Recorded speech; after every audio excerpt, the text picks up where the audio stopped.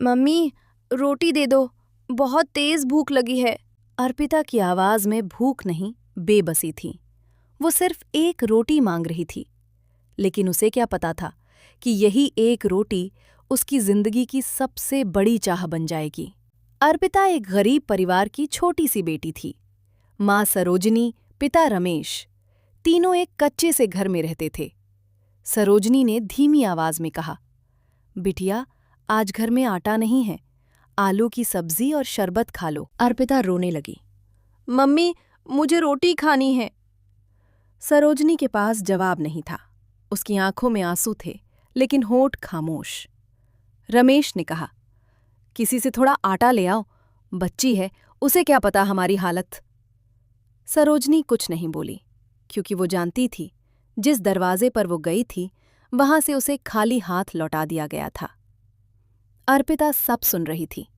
वो चुपचाप आई और बोली, मम्मी, आलू और शरबत दे दो, मैं खा लूंगी। एक छोटी बच्ची अपने मन को मारकर खाना खा रही थी। अगले दिन भूख फिर आई। आज अर्पिता ने सोचा, बड़े पापा के घर चलती हूँ। सरकारी नौकरी थी उनके पास, घर में किसी चीज की कमी नहीं। अर्पिता वहां पहुंची। भाभी अपनी बेटी को रोटी खिला रही थी। अर्पिता को देखा और चुपचाप कमरे में चली गई। अर्पिता ने पूछा, भाभी, एक रोटी मिल जाएगी? जवाब आया, रोटी बनी थी, खत्म हो गई। फिर बड़े पापा आए, खाना खाया, लेकिन एक बार भी नहीं पूछा, बिटिया, भूख लगी है? अर्पिता एक रोटी की आस में बैठी रही और फिर वो आस टूट गई। रमेश कभी ऐसे नहीं थे। वो ट्रक ड्राइवर थे, घर चलता था, लेकिन शराब ने सब छीन लिया, नौकरी, पैसे और इंसानियत भी। नशे में वो अपनी पत्नी को मारते, खाना फेंक देते, गहने बेच दिए। एक दिन अर्पिता ने सब देख लिया। वो रोने लगी। उस दिन रमेश का दिल टूट गया।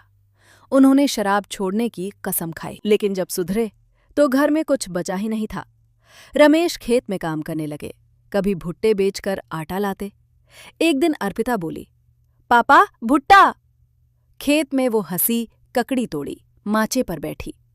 थोड़ी देर के लिए जिंदगी ठीक लगने लगी, लेकिन गरीबी फिर लौट आई। बुधवार था, बाजार लगा था। वहां एक भाभी थी, दयालु। अर्पिता वहां गई। उस दिन उसे मिला दाल, चावल, सब्जी और रोटी, पेट भर कर खाना। अर्पिता बहुत खुश थी।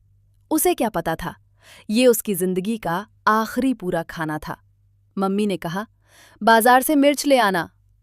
बाजार के पास एक कुआं था। कुछ बच्चे पत्थर फेंक रहे थे। अर्पिता झांकी और अचानक उसका पैर फिसला। वो कुएं में गिर गई। बच्चे भाग गए। सरोजनी को आवाज सुनाई दी। वो दौड़ी और देखा, अर्पिता कुएं में डूब रही थी। लोगों ने रस्सी डाली, किसी तरह उसे बाहर निकाला गया। डॉक्टर ने कहा, अभी ठीक है, लेकिन ध्यान रखना। रात आई, बारिश हुई।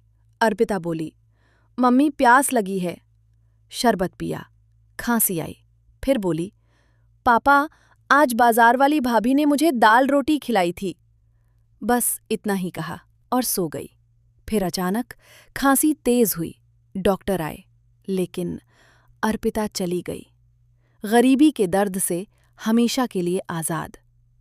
रमेश और सरोजनी की दुनिया उजड़ गई। उस कुएं पर एक बड़ा पत्थर रख दिया गया, ताकि किसी और की बेटी ऐसे ना जाए। दोस्तों, अगर कभी कोई बच्चा आपके सामने एक रोटी की आस लेकर आए, तो उसे खाली मत लौटाइए, क्योंकि कभी-कभी एक रोटी किसी की पूरी जिंदगी होती है।